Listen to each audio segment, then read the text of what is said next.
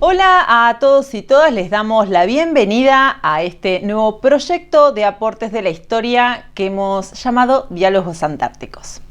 Para el capítulo de hoy recibimos en el living de los estudios de Buenavista Social Club al coronel mayor retirado del ejército, Lautaro Jiménez Corbalán. Él es veterano de la Guerra de Malvinas, ha escrito varios libros y artículos sobre esta experiencia, pero lo invitamos para conocer su trayectoria en el continente blanco.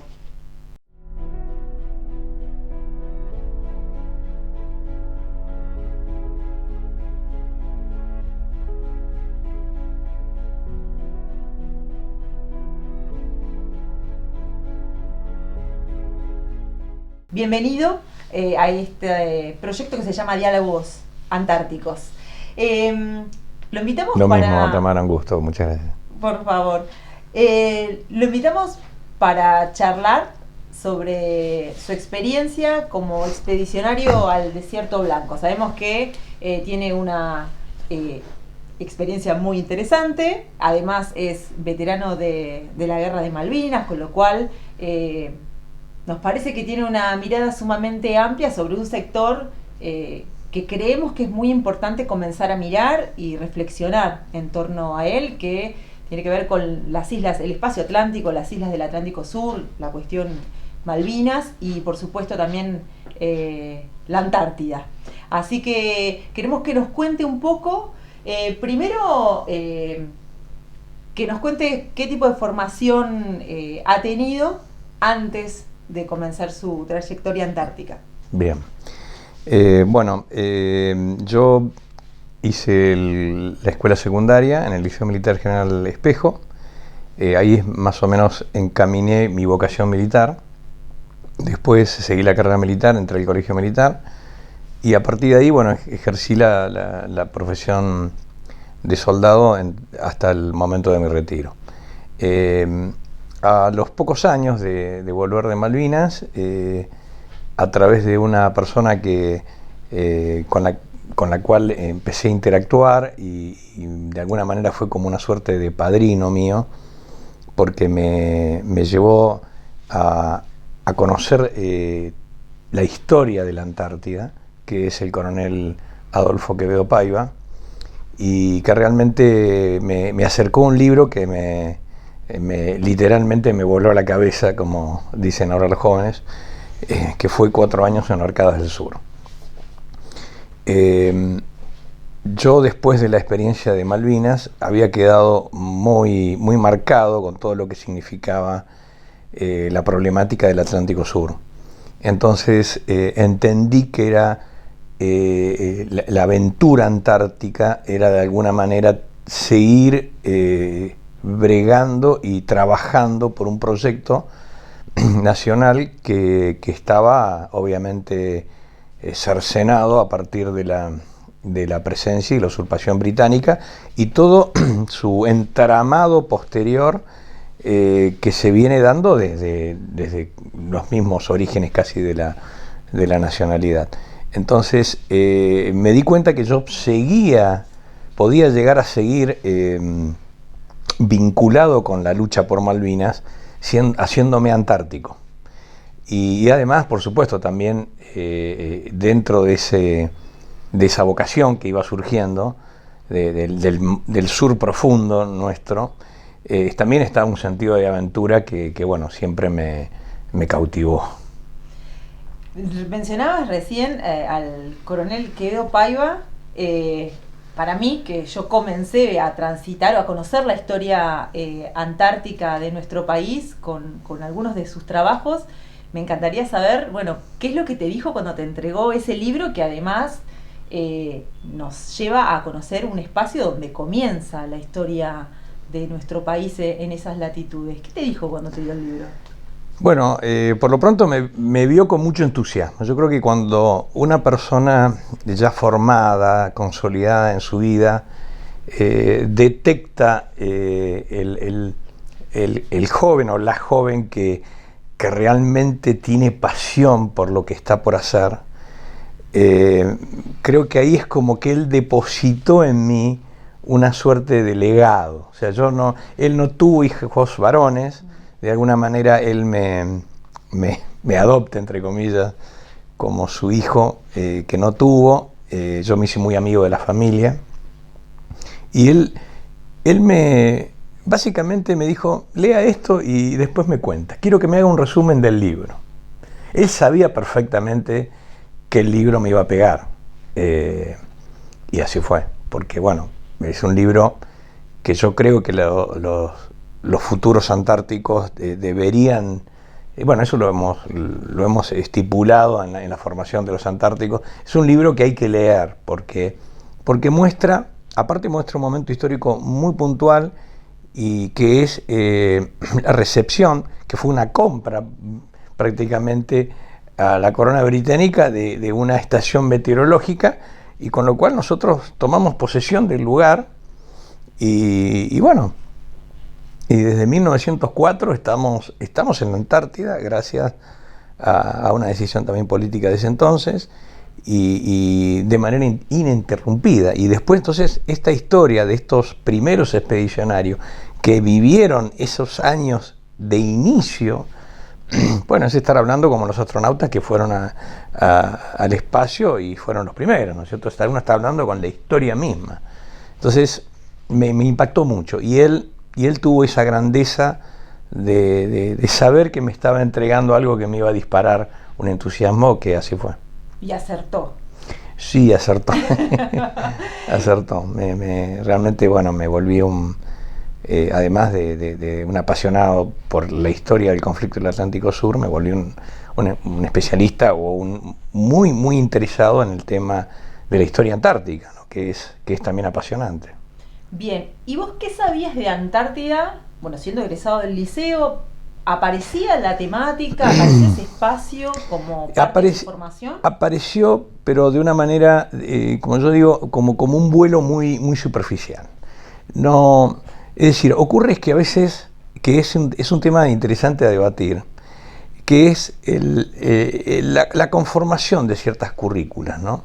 Yo no creo en el libre albedrío de la elección de los temas a tratar en una cátedra. Una cátedra debe estar orientada de acuerdo a distintos elementos, o al menos distintas variables. Dentro de esas variables debemos incluir temas que hacen a la trascendencia como sociedad-nación.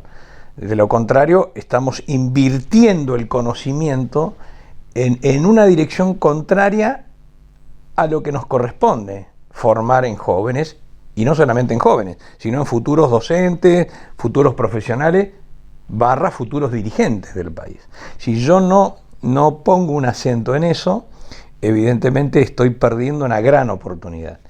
Y si bien nosotros en aquella época tuvimos una mención de que era un territorio que no estaba considerado en conflicto, pero no hubo una profundización, entonces para mí fue un conocimiento muy abuelo de pájaro, diría yo. Y como pasa siempre en las cosas de la historia, que encima son bastante complejas nuestras historias del pasado argentino, aquel que por ahí le interesa un tema lo profundiza, pero si no, pasa como una cuestión muy general. Vos fíjate que nosotros en mi época teníamos historia argentina a partir del cuarto año. O sea, nos pasábamos 3 años estudiando historia, que es importante, porque vos para entender la historia de tu país tenés que entender una historia de contexto. Nos pasábamos 3 años estudiando historia universal y solamente 2 años de una historia que encima era muy, muy compleja y bueno, vinculada a su vez con cuestiones también geográficas, como son las cuestiones geopolíticas. Entonces perdimos oportunidades de profundizar el tema, pero sí quedó perfectamente marcado en ese periodo de mi vida el tema, o sea, la existencia de que estábamos hablando de un espacio donde había un problema, o al menos la Argentina no lograba todavía consolidar su soberanía. Eso ocurrió porque yo tuve un profesor de historia que se ve que tenía una cierta postura o atractivo hacia estos temas, pero no existía la posibilidad frente al cúmulo de de elementos que constituían el año académico, de temas, de los temas, no existió la posibilidad de profundizarlo como tal vez yo me doy cuenta años después que me hubiera gustado, me hubieran dado. Por eso yo insisto mucho en el tema de las conferencias, de formar docentes, porque creo que son las personas que de alguna manera de despertar en los más jóvenes estas suertes de trampolines al conocimiento, de cosas que no están difundidas con la pasión que deberían ser difundidas, ¿no? Sino que están como aletargadas y bueno, un poco como hay que conocer primero antes de enseñar, requieren a su vez una profundización, un estudio, y bueno, entonces la gente que hace, transmite lo que conoce, a veces si se conoce poco de ese tema se lo deja un poco de lado, ¿no? Claro. Recién mencionabas que fue un profesor puntual. ¿Recordás el nombre? No. Bien. Lamentablemente. No pasa nada, no. Porque me generó curiosidad. ¿Lo Sí. tuviste todos los años o fue cambiando? Uno en particular. Lo tuve en cuarto año, me parece, sí. Bien. Cuarto y quinto año, no me acuerdo. La verdad ya pasaron. Sí, no pasa nada. Volviendo un poco a cómo comenzó tu camino, ¿no? De llegar a la Antártida, contanos cómo fue ese momento en el que te enterás que vas a ir y cómo fue el proceso de preparación. Después que el coronel me regala este libro, en realidad no me lo regaló, me lo prestó, y yo lo devolví, porque viste que a veces el tema de prestar y devolver libros es todo un tema. Empecé el camino era, dentro del ejército, digamos, la actividad antártica está catalogado como una especialización. O sea, empecé a investigar, a estudiar qué había que hacer para poder ir a la Antártida, porque obviamente es un territorio muy particular, muy sensible por las características propias del trabajo que se realiza ahí. Entonces, hay que tener un camino, hay que recorrer un camino, hay que tener una formación.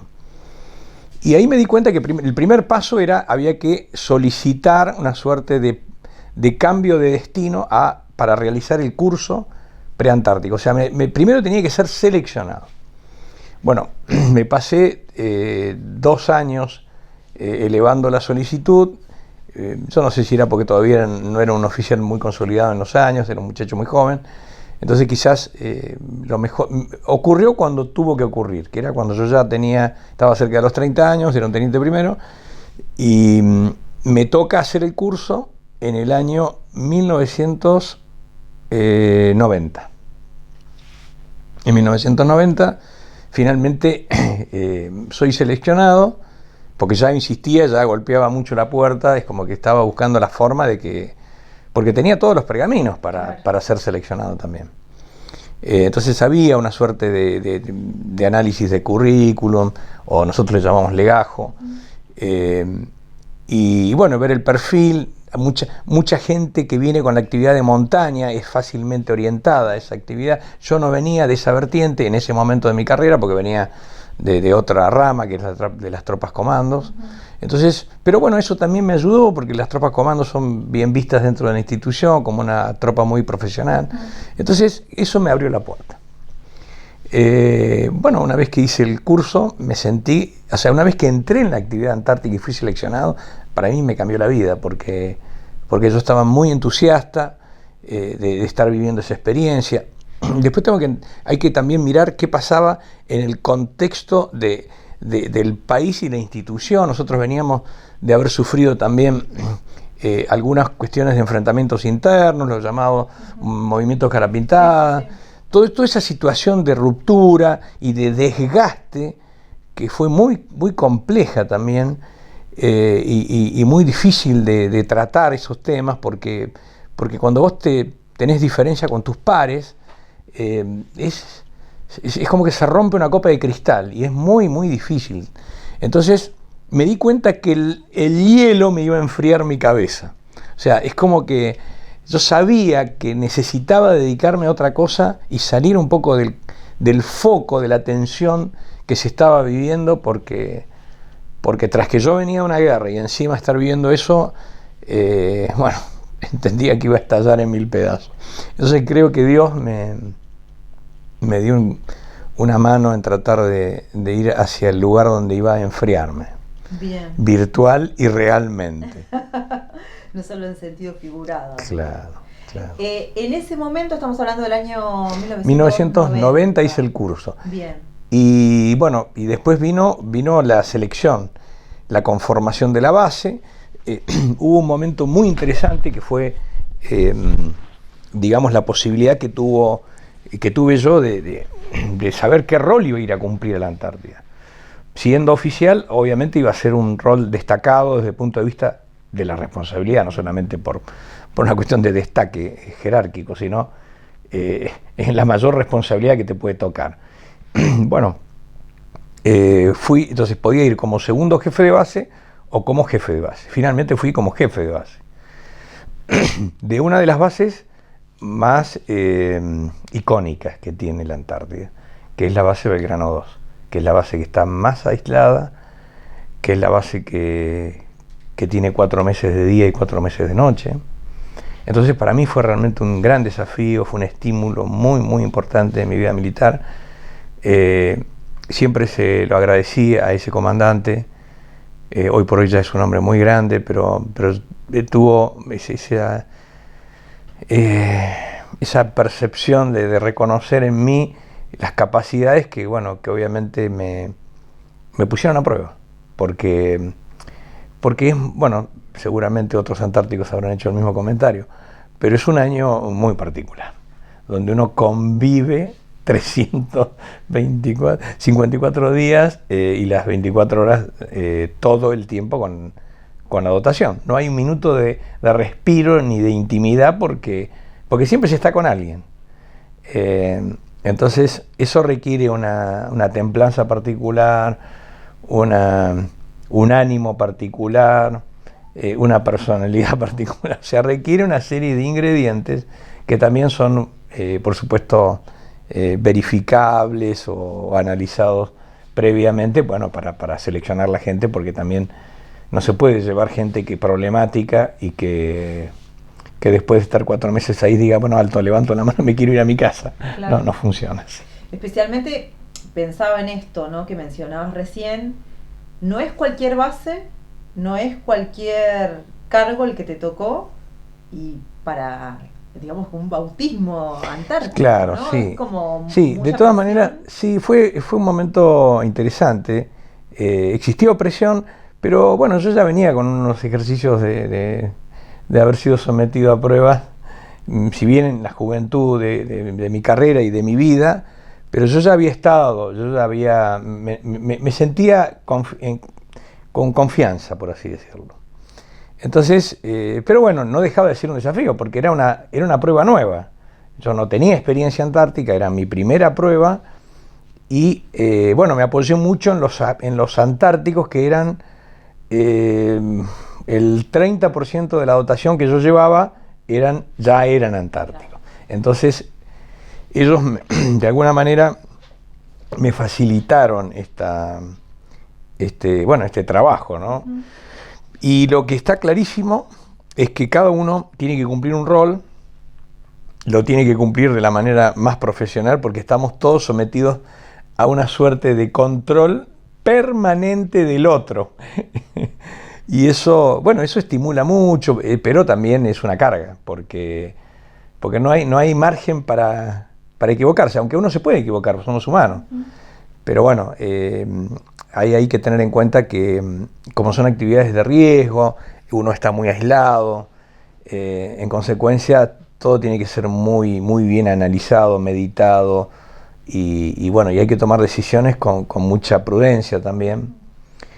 La Antártida es un continente maravilloso. Yo creo que va a ser el último bastión de la raza humana, que va a permitir recordar lo que es la pureza, pues es un lugar muy, muy particular, muy especial, que requiere mucho cuidado, pero es como todos los lugares especiales de la Tierra, hay que tener cuidado porque a veces la naturaleza se cobra errores, ¿no? Entonces ha habido, bueno, ustedes sabrán que ha habido fallecidos en la actividad antártica. Y hoy por hoy hay mucha actividad segura, pero el riesgo siempre subyace. Entonces hay que tener cuidado, no se puede ir a improvisar. Y bueno, y la Argentina es un país que ha venido teniendo una experiencia antártica muy, muy importante, muy reconocida, pero bueno, requiere actualización en algunos planos, ¿no? Uh-huh.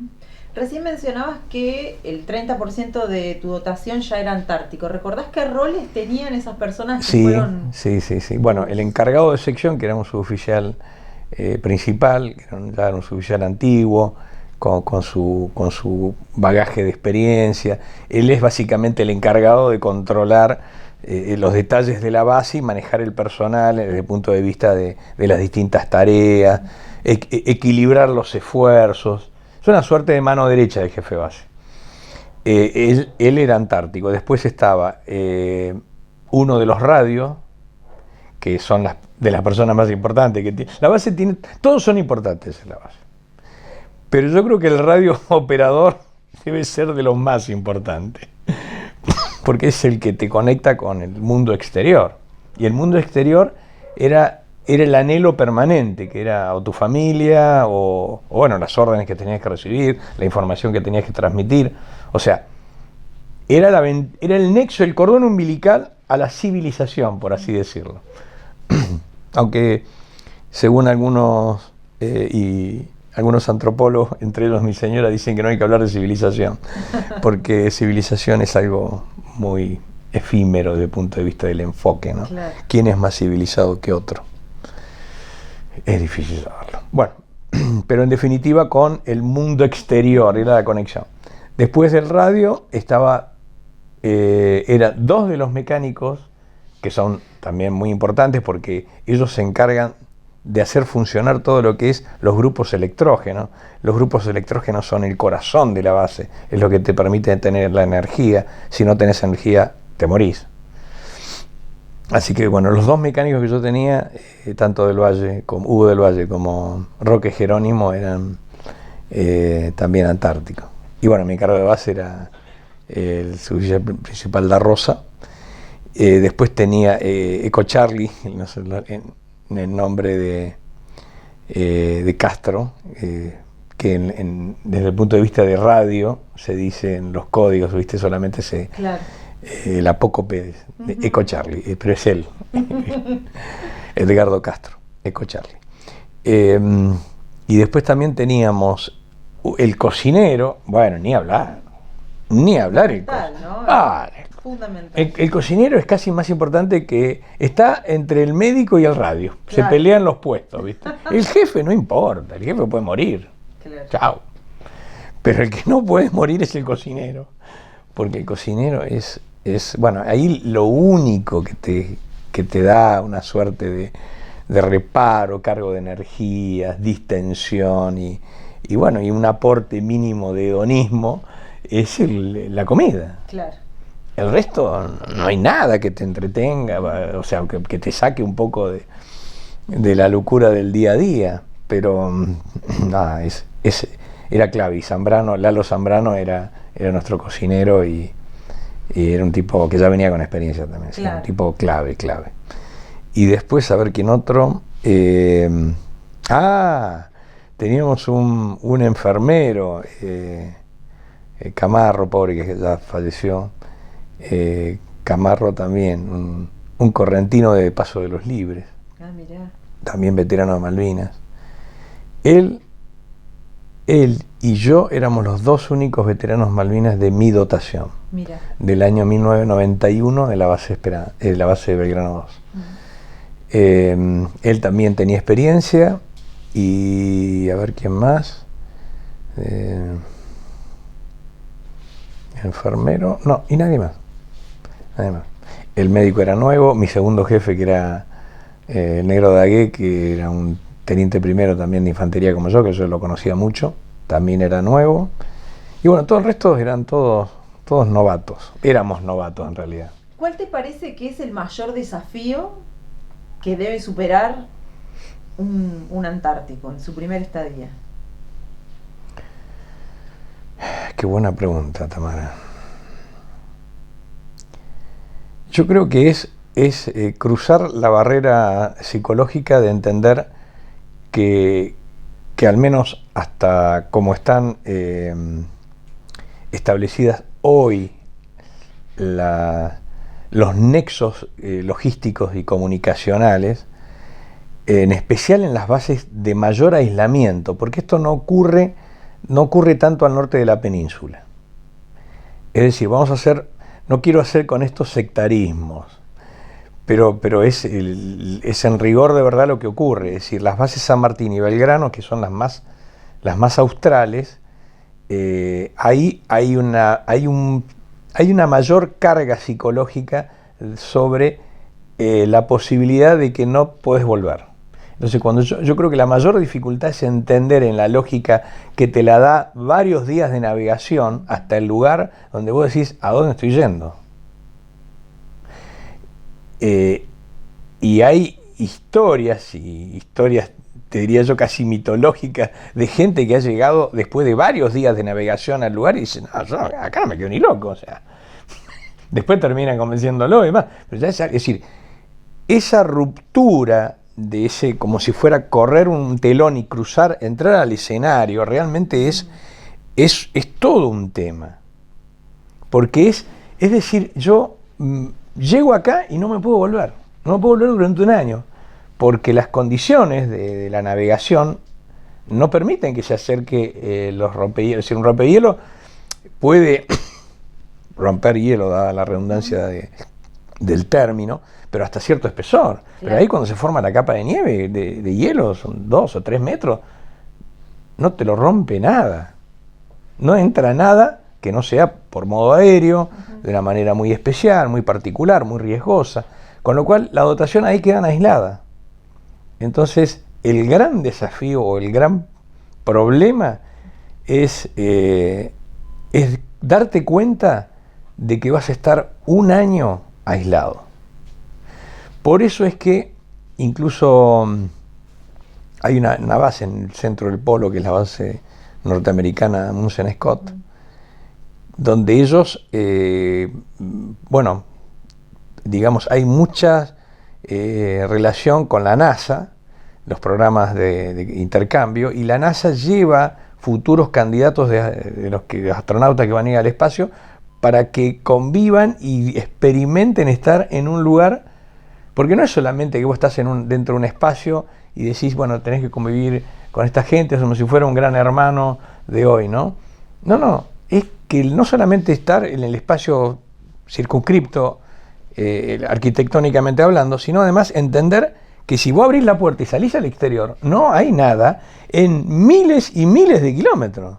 Te iba a preguntar, ¿a cuánto está la base más cercana, por ejemplo, de Belgrano?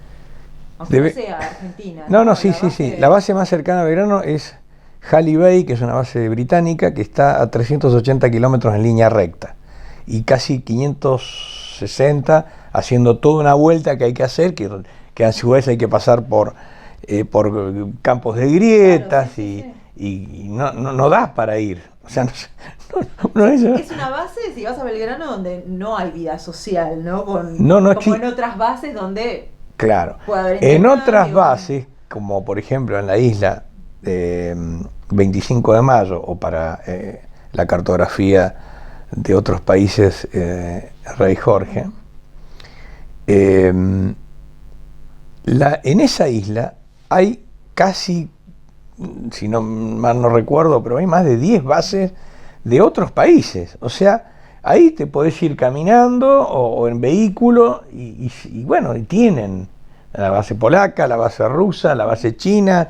la base uruguaya, la base brasilera, la base chilena. Pero es porque ha habido decisiones de esos países de establecerse en un lugar donde de alguna manera tienen una interdependencia y posibilidades de apoyo mutuo, porque están puestas a propósito, para realizar programas antárticos, que es la forma que los habilita el Tratado Antártico para pertenecer al Gran Club de la Antártida. Es decir, tener presencia de una base en la Antártida y desarrollar un programa científico. Entonces, la pregunta que surge, y ahí viene la explicación. ¿Por qué se establecen en una isla que está tan cargada de bases?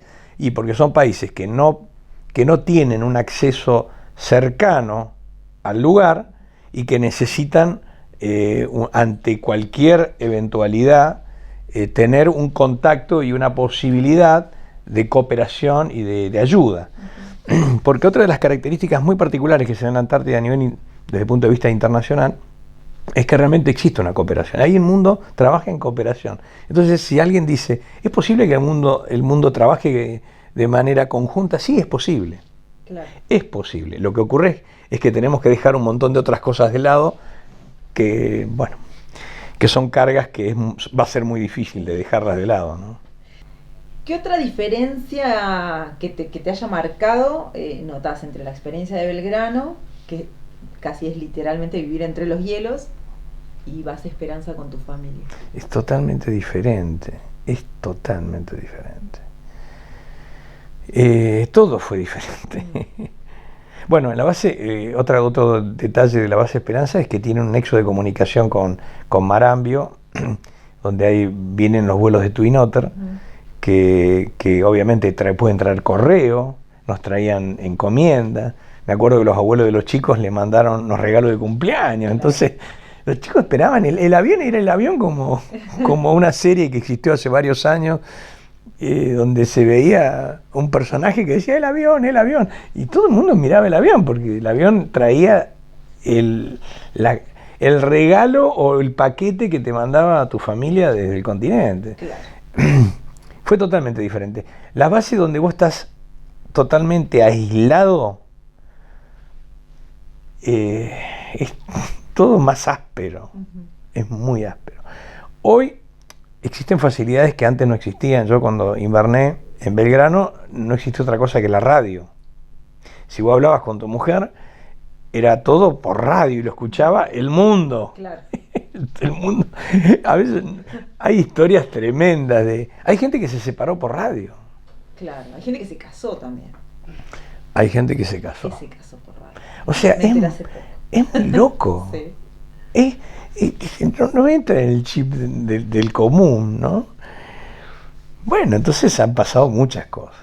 Hay muchas historias muy, muy anecdóticas, ¿no? Pero bueno, es todo parte de ese folclore también que tiene el Antártico, donde además de las responsabilidades, que son muchas, después también está la vida del humor, los chistes que se hacían y las cosas que, bueno, que hacen de darle un poco de ponerle un poco de sal y pimienta, claro, a la actividad, porque si no se vuelve. Imagínate que hay gente rígida. Es importante decirte esto y que quede como dato para la historia. Una base antártica no es un cuartel. O sea, más allá que el Estado argentino determinó que las dotaciones las conformen personal militar, tiene una estricta finalidad de que es gente que está preparada y organizada y entrenada para desarrollar actividades complejas, en un ambiente complejo, en una situación compleja, pero digamos que no necesariamente tiene que ser un militar, porque ahí va gente civil también, están los científicos que eran gente civil. Yo me acuerdo, tenía un ingeniero que era el jefe de laboratorio, un marplatense, Gómez Costa, y dos muchachos técnicos, y bueno, y con ellos también teníamos una convivencia bárbara, pero bueno, ellos estaban acostumbrados obviamente, a una dinámica diferente de funcionamiento, pero yo no ponía imponer una marcialidad militar. No entiendo. No, era todo mucho más distendido, porque uno trabaja en equipo todo el tiempo, entonces las tensiones las diferencias se allanan, hay un acercamiento, pero bueno, yo sigo siendo el responsable de tomar las decisiones, pero intercambiábamos un diálogo mucho más ameno. No es una marcialidad como en un cuartel donde las cosas son a veces blanco o negro. Claro. No, ahí en la Antártida no es una base militar, son una base antártica. Es una lógica diferente. Bien. Pensaba en esto que decías recién de la convivencia, ¿no? Entre militares y civiles en un espacio además tan, tan Tan pequeño, ¿no? reducido, ¿no? Tan reducido y un año entero. Eh, ¿Cómo se hace eso? Es bastante simple, como en cualquier lado. Lo que pasa es que, a ver, es importante que las personas también, civiles que van a trabajar ahí, tengan una mentalidad abierta. Ujú. Hay cuestiones que son bastante básicas. Si vos vas a convivir un año con militares, no podés tener algún tipo de prejuicio, porque vas a estar en dificultad. Lo mismo para el lado del militar. Si tenés cierto problema con cierto tipo de persona, tampoco podés, no podés ir porque... O sea, hay que dejar de lado los prejuicios y hay que trazar puentes. Yo creo que en general esa es la gran solución a los problemas. Lo que pasa es que hay gente que le encanta dinamitar puentes y hay otros que vivimos construyendo mientras otros dinamitan. Claro. Es bastante sencillo, no es nada complejo, pero bueno, también dentro de la selección del personal del Instituto Antártico Argentino hace también su preselección y bueno, y después nos conocemos antes de la invernada. Hay oportunidad de conocerse, a veces hay muy poca posibilidad porque los contratos civiles se hacen a último momento, pero a veces si las cosas se hacen con previsión, un par de meses antes vos podés empezar ya a tratar con la gente con la que vas a invernar y se van conociendo y se van... La gente cuando se va conociendo, bueno, va buscando puntos de acuerdo y los de las diferencias van dejando de lado. Allá lo que más puede llegar a generar una diferencia es Boca o River, el fútbol. Y después surgen, bueno, temas políticos pueden surgir también. En la Antártida uno habla de todo e inventa todo y hay cosas que se habla de todo. Es decir, es fantástico. Pues es un año entero, un año o más tiempo, donde uno está todo el tiempo con el otro. Entonces lo conoces fielmente. Recién mencionaste algo que me llamó la atención, el tema del folclore antártico, ¿no? Me dijiste, bueno, hay como un folclore, hay historias que circulan. ¿Cuál para vos es como la más representativa de lo que es vivir o de lo que es tener una experiencia antártica? Y creo que en la base de hombres solos siempre es la falta de mujeres y da vuelta todo alrededor de eso. Claro. Es el leitmotiv.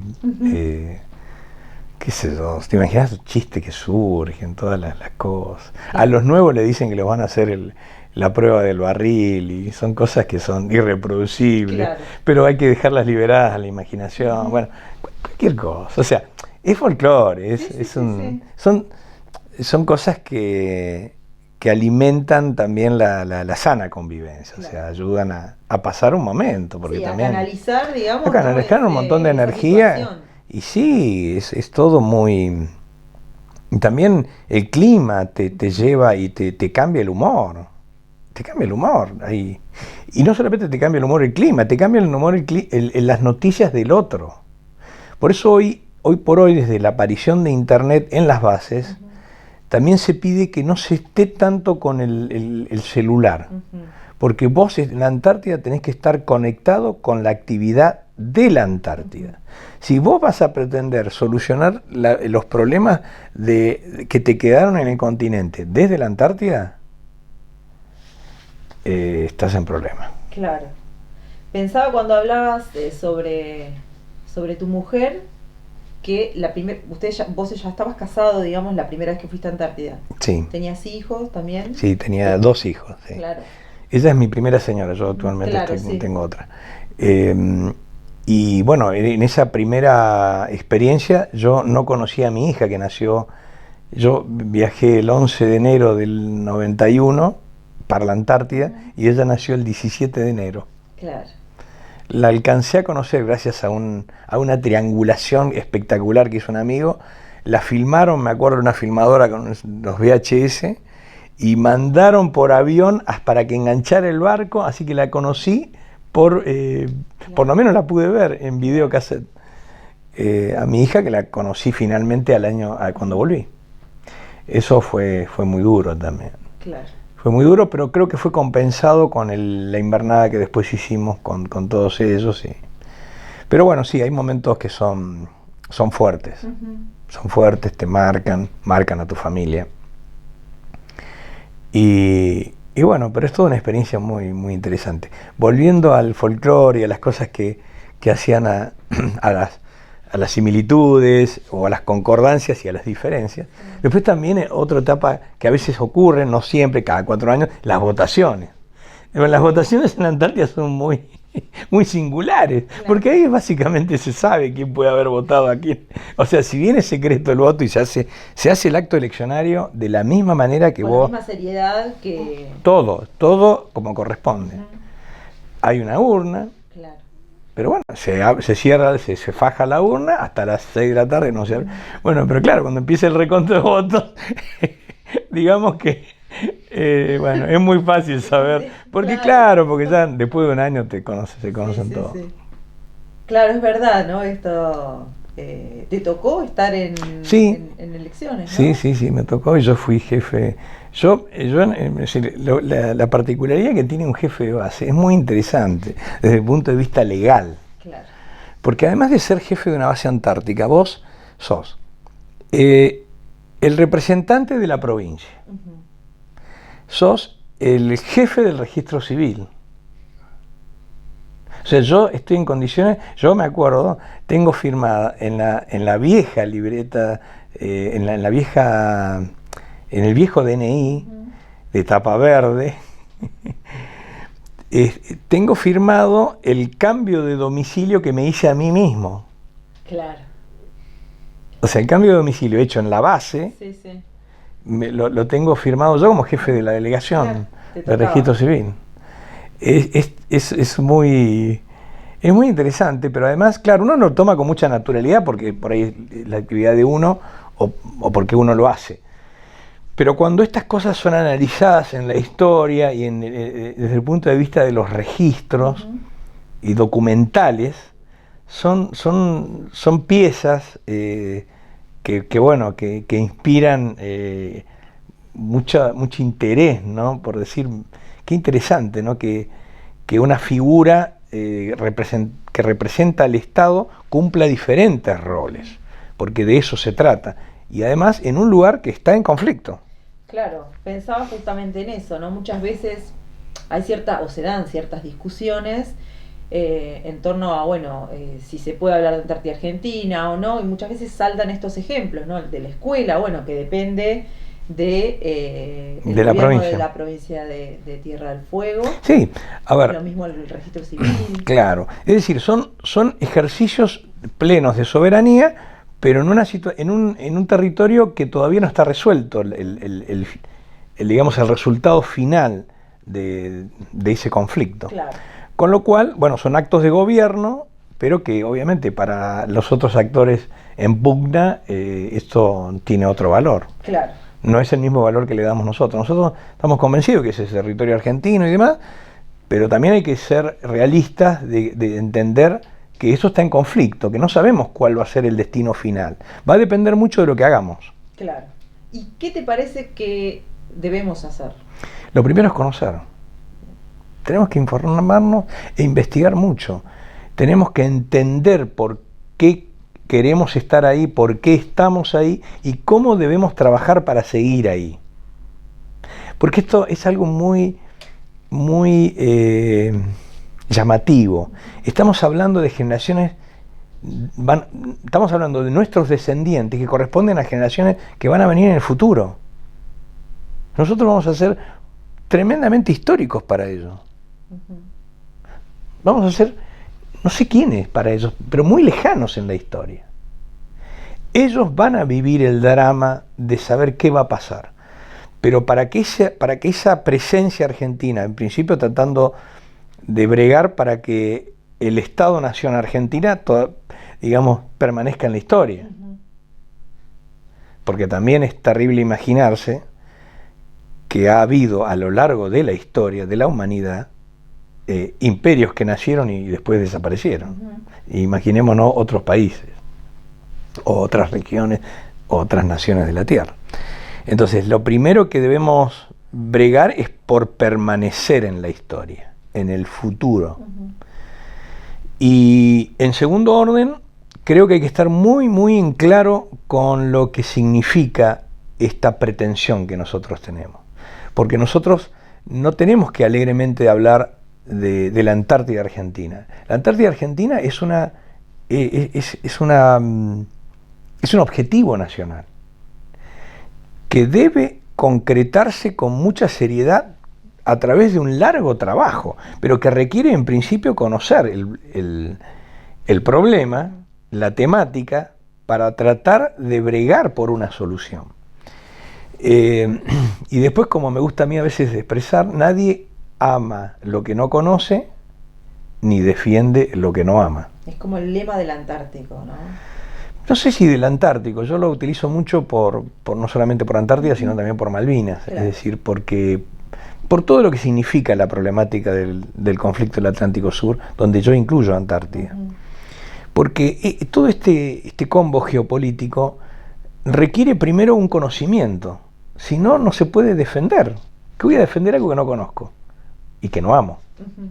Entonces primero hay que involucrarse. Claro. Y este tema tiene esa particularidad también, cuando uno lo toca de alguna forma, uno llega a este tema, es como que lo empieza a absorber y a demandar, y bueno, entonces empieza, es muy cautivante, claro. Bueno, pero bueno, requiere mucha responsabilidad también, y no se puede trabajar para llegar a un lugar si yo no sé a qué lugar quiero llegar. Exacto.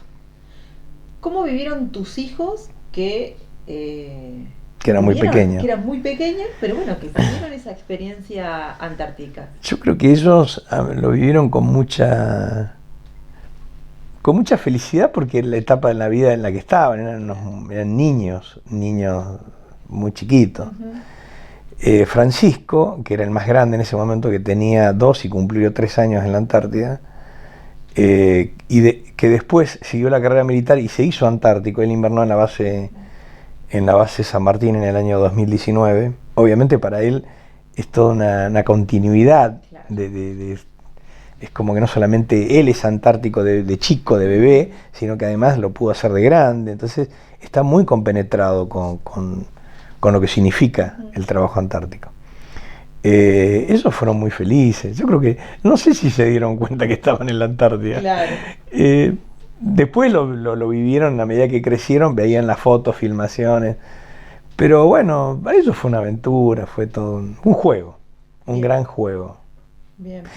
Y a veces yo pienso, ¿no?, cuando tomamos la vida como si fuera un juego con la seriedad que corresponde, creo que también uno le da una cuota diferente a las cosas.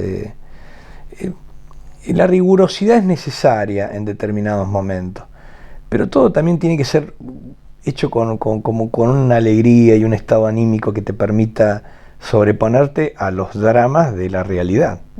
De lo contrario, porque también uno se encuentra en la Antártida hay días, todo es, un día puede ser diferente, totalmente diferente al siguiente. Como te comentaba hace un rato, cuando hay alguien que tiene un problema familiar en el continente, estamos todos tensionados y amargados, y el tipo está amargado. O sea, es como una comunión, claro, de estados anímicos. Y si uno está contento, están todos contentos. Claro.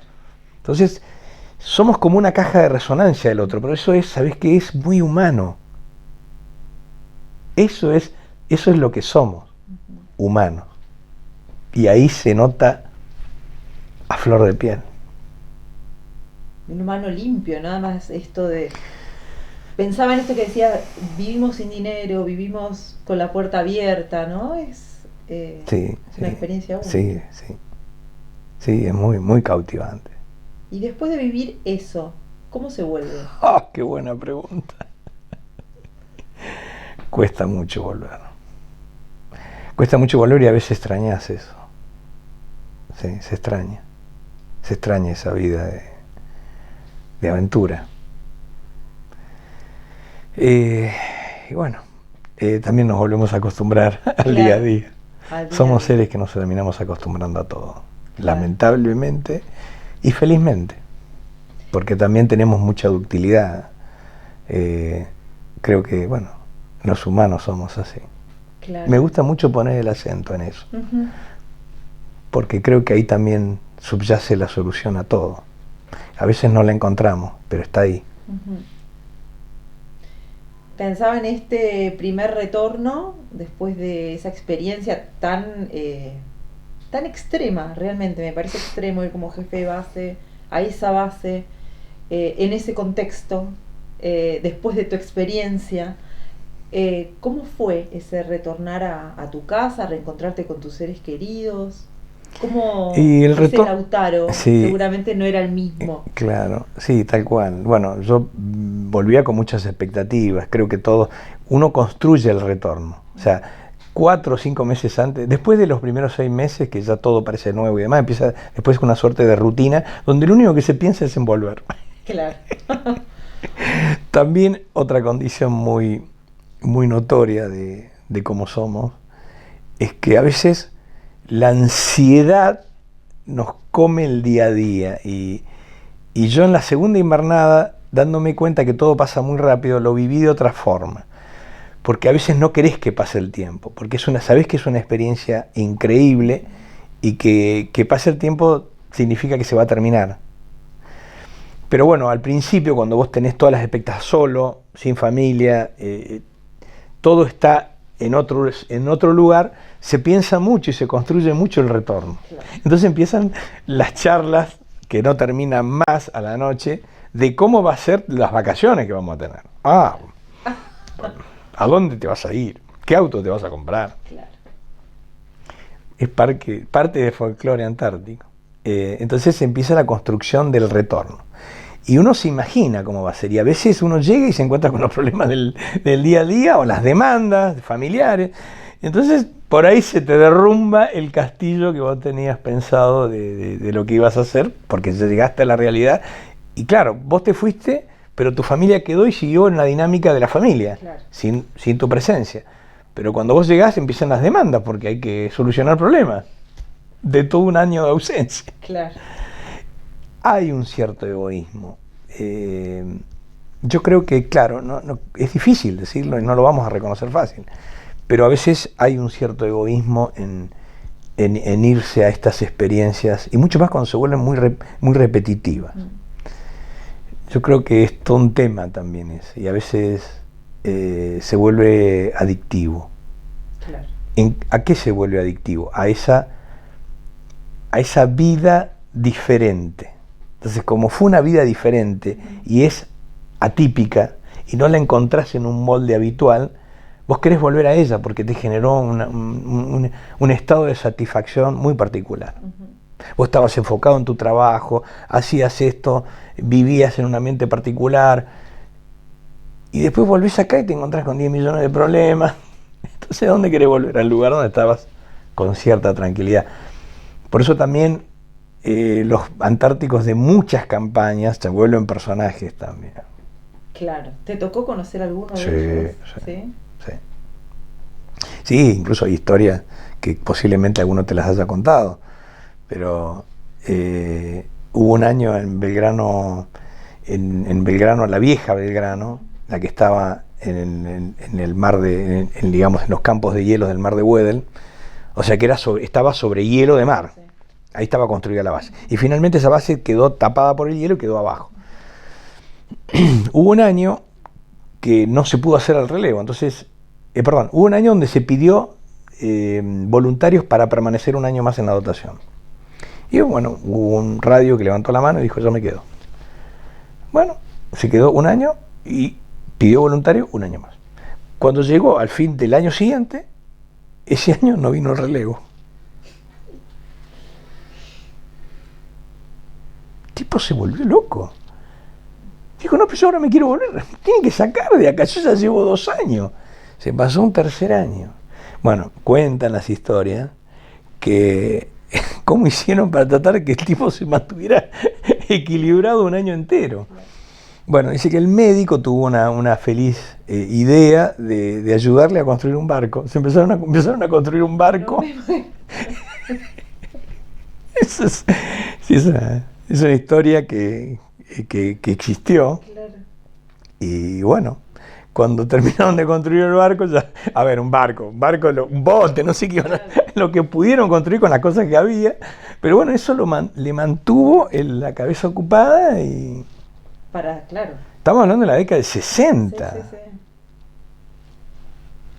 donde era todo mucho más precario, las comunicaciones tremendamente precarias. Las condiciones de vida. De vida, en esa base bajo hielo.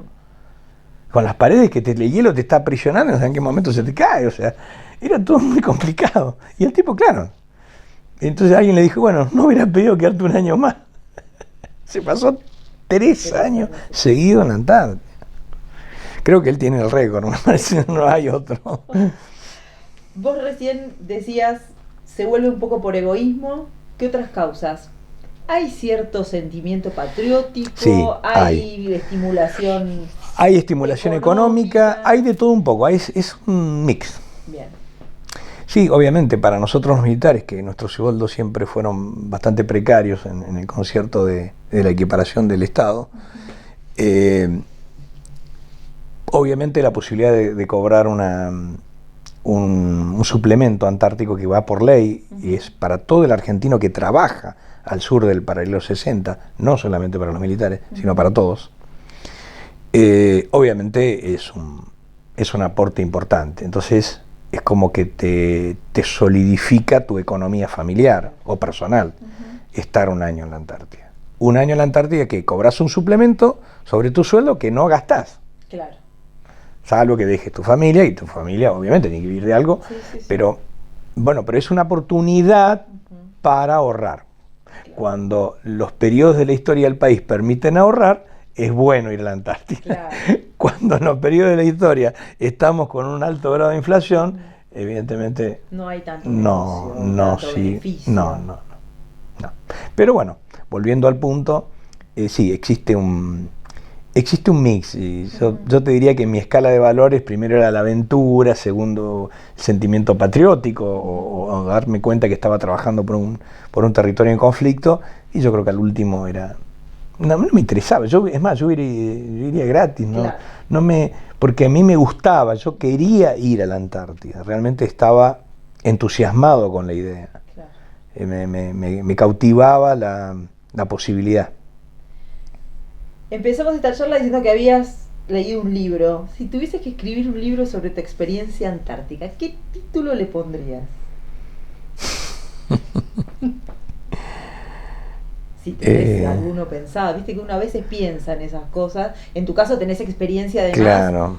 Sí, como escritor, ¿no? Y contar nunca pensé en escribir sobre la Antártida, pero si tuviera que escribir, ¿qué título le pondría? Me parece que sería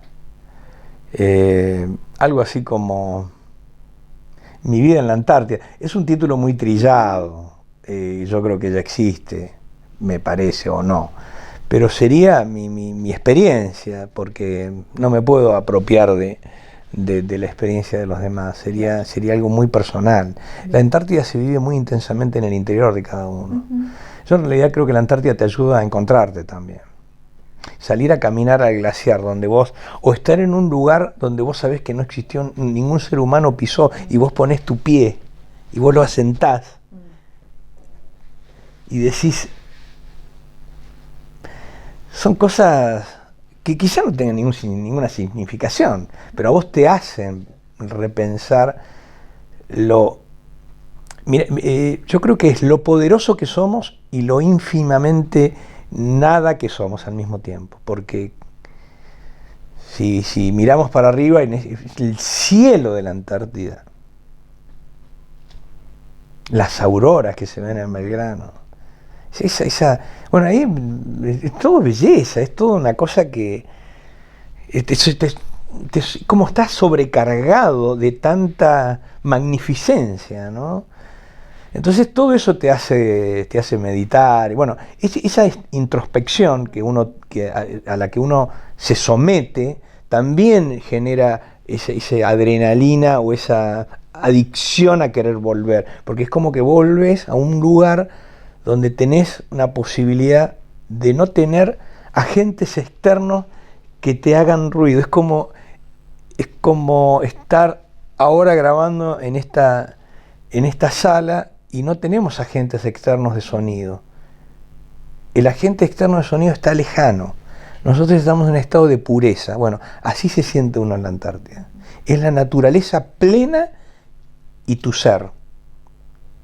Entonces, y es fuerte, es algo que te capta, ¿no? Y hay gente que, bueno, por eso digo, uno puede volver por muchos factores.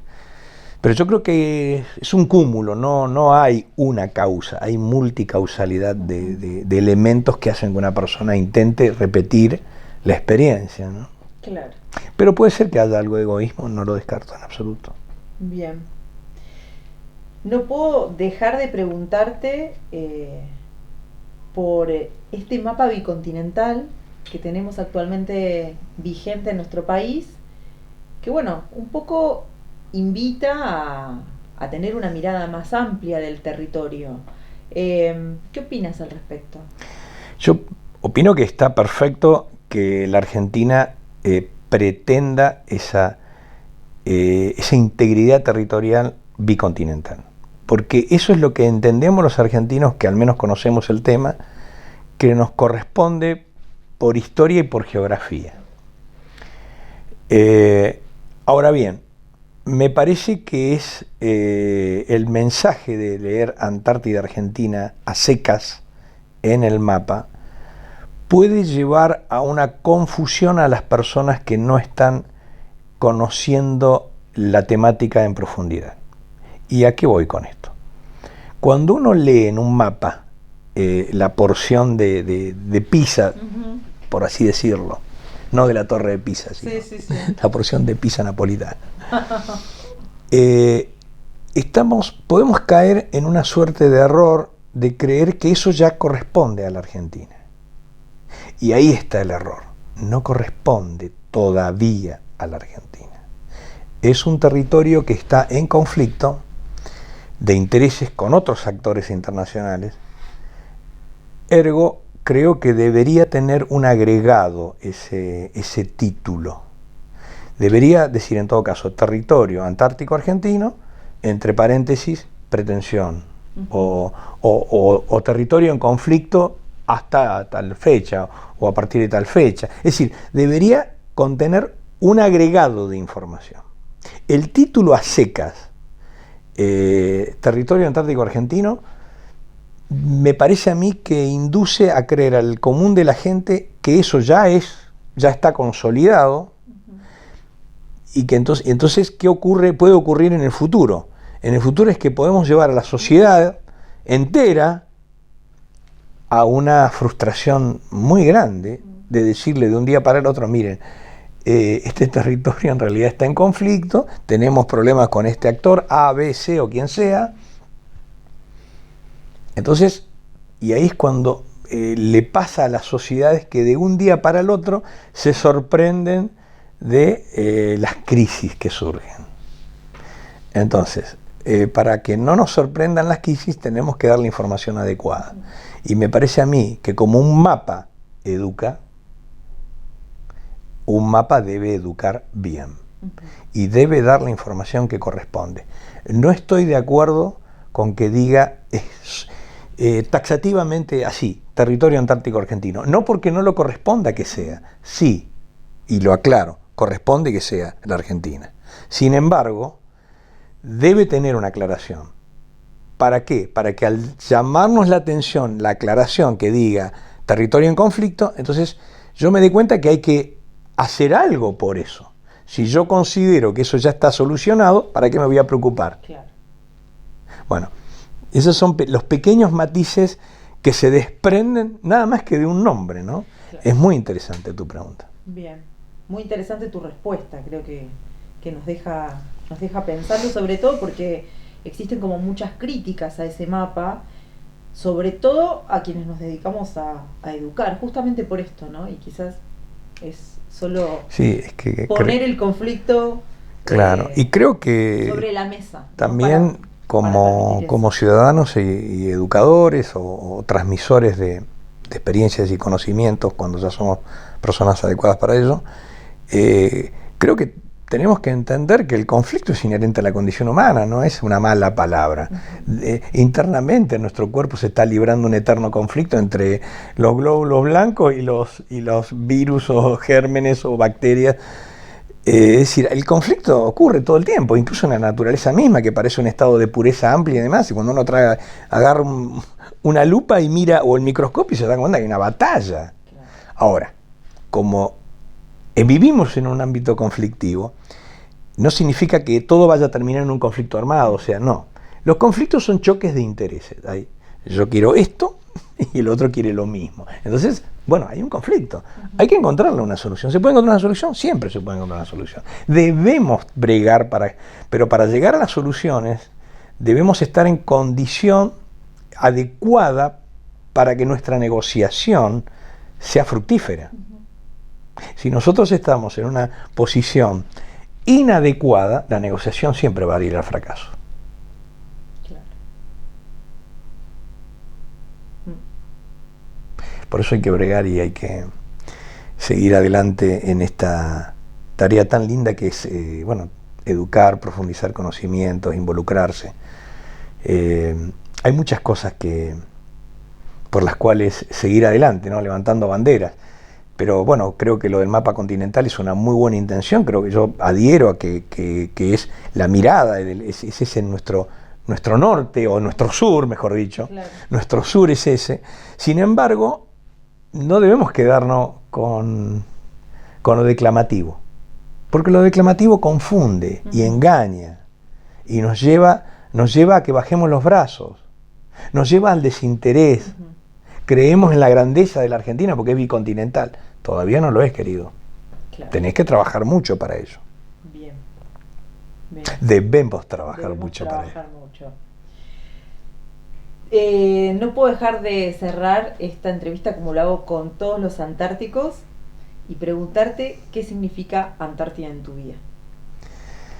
Y significa una aspiración. ¿Te gustaría volver? Siempre. Siempre, pero no para invernar un año. Ya, para ir a pasear ya. Sí, creo que sí, pero yo creo que ya cumplí con mi cuota de invernada. Tuve 2 invernadas. Creo que ya es suficiente. Bien. Pero sí, realmente es un lugar al que me gustaría siempre volver. Bien. Bueno, Coronel Jiménez Corbalán, le agradecemos muchísimo la visita a Diálogos Antárticos y bueno, seguramente nos volveremos a encontrar porque podemos seguir hablando muchísimo más de Antártida. Bueno, muchas gracias. Muchas gracias muchas gracias a vos, Tamara, por tu calidez, por la profundidad de los temas que tratamos y bueno, y por supuesto al equipo que permitió esta charla, este diálogo de Antártico. Muchas gracias. Muchas gracias. Gracias por su compañía, esperamos que hayan disfrutado de esta historia antártica. Agradecemos especialmente el apoyo de la Secretaría Académica de la Universidad Nacional de Mar del Plata y de la Secretaría de Extensión y Comunicación de la Universidad de la Defensa Nacional. No se olviden de seguir las redes de Aportes de la Historia, suscribirse al canal de YouTube para enterarse de todas las novedades. Los esperamos en el próximo capítulo de Diálogos Antárticos.